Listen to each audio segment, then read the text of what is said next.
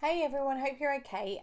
Welcome back here to Busy Bee Budgets, where we talk about all things about my journey to financial intentionality and hopefully at some point a plan for financial independence. So here we are. This is week 1 of August cash stuff. And if anyone, sorry, I don't know if you just heard the ice cream van outside my house, but I've got all the doors and windows open because it's such a glorious day here in the UK. I don't know if you watched my August budget video, but in that you'll see basically I had a bit of a blip at the end of July. Let's just call it my little binge. And it was nothing crazy, but it was just that because of the lovely weather and because of all the social stuff that's going on, I just basically took my eye off the ball for the last week. So I didn't cash stuff in week 5 of July. And I just didn't really track what I was spending or how I was spending it. So I need to go back and do that reconciliation exercise and sort of make sure everything's where it needs to be. I have offset some of my income for August, so my side hustle income I've kind of put aside to pay off that little binge. But just like when you have a little diet break, I am back on it. This is the Monday morning where I'm like, no, we're going to stick to this.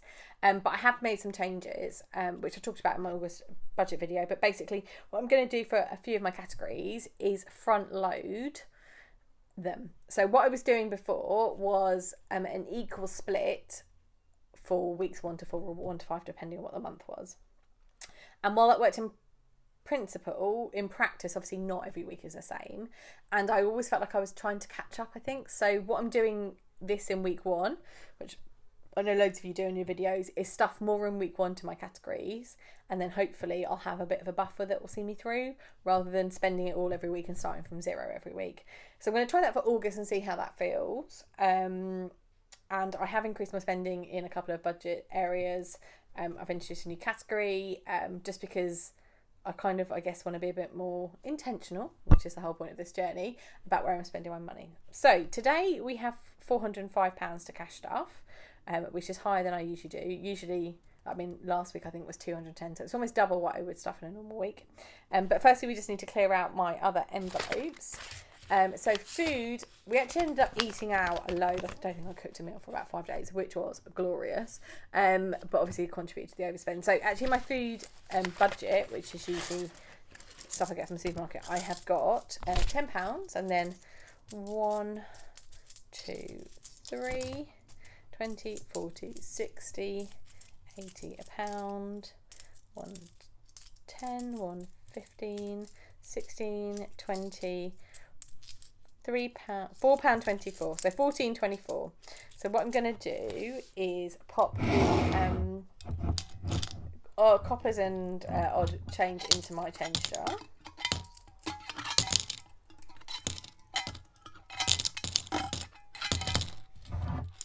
And then I'm going to pop the pound coins into my little milk bottle, which I use for these. And I've got 2 in there already, so I've got 5 in there. And then I'm going to pop the £10 to one side and use that in my treats envelope. So nothing in food now because I've emptied it. Fuel, nothing social, spends and miscellaneous. And then in my envelope, so nothing left in food, nothing in fuel. Self-care I think has got 20. So I'm going to leave... How am I going to leave that in there? I'm going to leave that in there for now and see where we get to. Nothing in social, nothing in miscellaneous, nothing in spends, nothing in giving, and nothing in experiences. So what I think I will do is move that 20 and the 10 that I've got left over into experiences, because I haven't allocated anything in my budget for that this week, but I have got some stuff which I was going to kind of pull out of social, but I'm going to pop it in there for now. And see where we get to this week. So there we go. So basically 405 to stuff. So just count the money. So 20, 40, 60, 81, 20, 40, 60, 82. Let me just swap these around. I hate them when they all don't go the right way around. 20, 40, 60, 83, 320. 330, 340, 350, 360, 370, 380, 390, 400. Just make them all the way the same way around. And then a single £5 to give me 405. So straighten those up. So we're going to put 100 into food as usual, 20, 40, 60, 80. But the other thing I'm going to do, 90, 100, is this. So I usually shop at Sainsbury's. I've been trying to do Lidl, but it's just a little bit less convenient for me where I live. I can walk to Sainsbury's, and I need to get in the car to go to Lidl. So what I've decided to do is start buying a lot more frozen food, because we always used to buy fresh, and obviously sometimes that goes off. And I felt like I was going to the supermarket more, and you always end up spending more, don't you? So what I'm going to do over the next couple of weeks is like really pack our freezer full of food. So lots of fish, lots of veggies, lots of different bits and pieces, maybe a few ice creams because it's still quite nice weather. And then I've always got meals I can pull out of the freezer and cook rather than having to go to the supermarket every day. So I'm going to do that. So hopefully that should give. What I'm hoping is that over time we build up a bit more of a buffer around food. Obviously we all know prices like keep going up and up, but it would just be good if we could get that going. So yeah, really focusing on filling the freezer, having lots of options, and limiting the amount of times a week I'm going to the supermarket to see if that helps with our food budget. And 100, it is high, but that covers all my cleaning products, all my toiletries, food for us and the dog, so covers kind of like quite a few categories. Fuel is getting 80, and this is one of the categories that usually 20, 40, 60, 80. I would end up like putting a little bit in every week, but again what I'm going to try and do is fill my car up at the beginning of the month, and then see how we get on rather than constantly doing that top up. Self-care is getting 75. For those of you who might remember, like I've got a skin condition and I haven't been having any treatment over the summer months, but that will start to kick back in now. So I've put extra in this month so that I can start accommodating for that. So it's quite a big impact on the budget. So we've got 20, 40, 60, 70 and 5.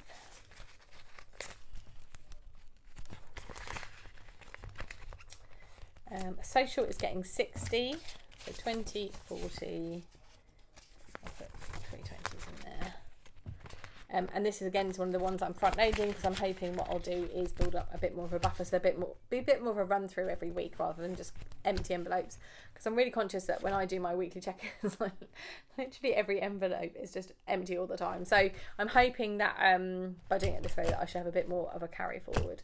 And maybe, who knows, at the end of the month have some stuff left over, which would be nice. Miscellaneous is getting 10. Spends is getting 50. So again, one that I am front loading. However, I do need a couple of beauty bits. I'm sticking to a beauty diet, so I'm only replacing stuff I use. But I've just finished my like primer pot. And I know I need to buy a new one of those, and that's like £50, so that will probably all go on that this week. So forget what I said about having a buffer, like that won't happen. And then giving's getting 10. And then I've got a new category which I need to get an envelope for, which is fitness. Because as I said, I'm like buying some boxing and swimming classes at the moment, and I have been like pulling those out of spends, but I just want to be a bit more kind of obvious about it. So I've got 20 here for fitness. I haven't got an envelope at the moment, so I need to order one of those. So I will just put it in.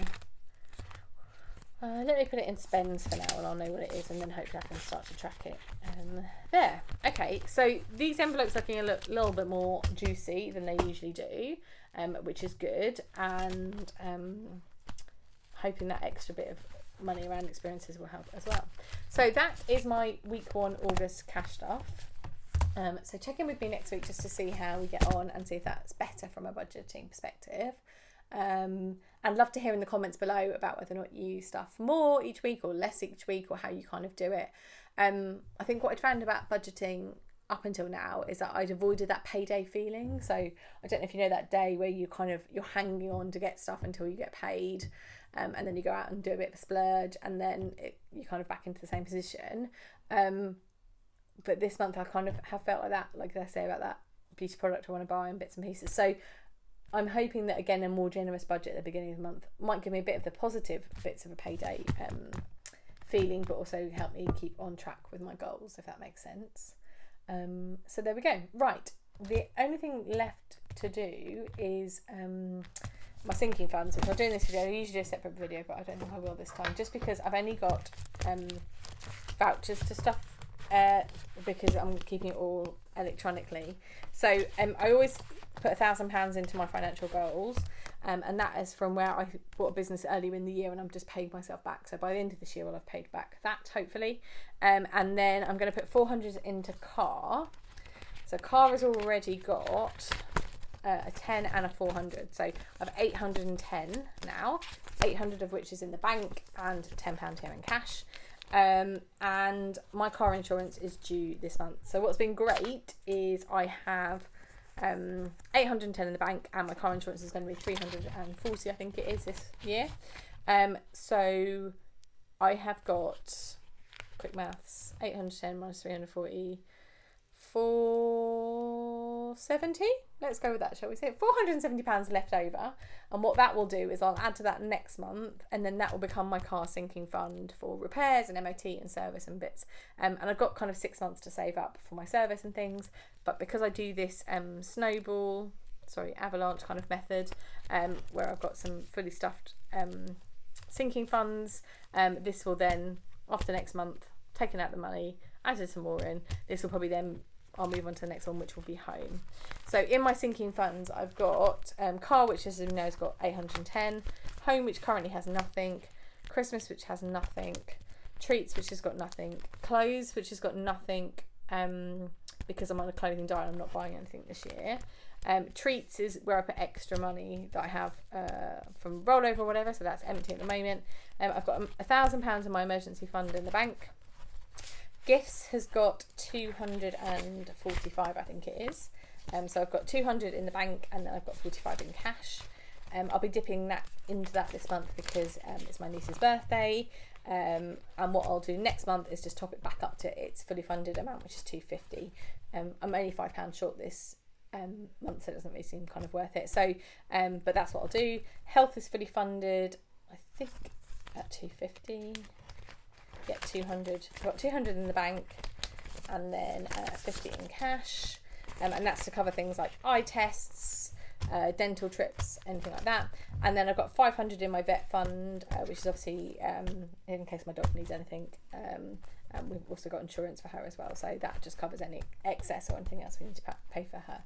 So so vets is fully funded, health is fully funded, gifts is essentially fully funded, my emergencies fund is fully funded, and then car probably once I stuff it next month will kind of be fully funded, and then I'll move on to home. So I'm aiming for 1,500 in car, so I should have, like I said, about 500 left over, so I need to stuff quite a lot into that next month, but that should be doable. And then home is going to get 1,500, and then Christmas hopefully will get 1,000. So if I stuff that for September, home for October, Christmas in November, which I know is leaving it tight, but that should be fine. And then I'm fully funded on all my sinking funds. And I'm already starting to think about what I would like to do next year in terms of sinking funds, how much I need. Some of these do get dipped into, obviously, but some of them will just sit there until we need them, which is exactly what you want, isn't it? But there's a couple of other sinking funds I'd like to add in. I'd like to add in one for phone, because my phone next year I'd like to, instead of getting it on contract, is buy the handset outright and then have a much lower monthly cost. So I want to start putting some money away for that. I want to set up a sinking fund for appliances, so like dishwasher, washing machine. So if anything goes, and I know we've got an emergency fund, but I'd rather kind of keep that separate. So if anything goes on those major appliances, and I guess it just really probably would be those two, maybe the Hoover as well. Like I've got money aside for those, so I want to set up a sinking fund for that next year. And then I think I really want to think about month ahead, whether or not I want to have 3 months bills, 6 months bills. Just kind of thinking about that. I've got a bonus coming at the beginning of next year, so thinking about how I want to make the best use of that. And then really for January onwards, I feel like 2022 was about getting sorted, and 2023 is really about investing for the future. So thinking about how I want to do those investments, I should have some more free income because of the loan being paid off and then the bonus. So thinking about what those investments need to look like. And really that's the bit that's going to take me towards financial independence. This budget, although really generous, is obviously just going to keep me ticking over really and not really make those great strides. So yeah, 2023 I'm quite excited about already in terms of really solid position. We'll be coming out 2022, no debt, sinking funds fully funded, and a really kind of good grasp of like monthly budgeting and stuff, and then thinking about next year about what that looks like. So thanks for sticking around to the end if you did, because that was a bit of a ramble. But I think it's gone very quickly, and this year will continue to go quickly. So thinking about 2023 is a nice way to kind of put it all together and think about what we're going to do. So thank you so much for sticking around.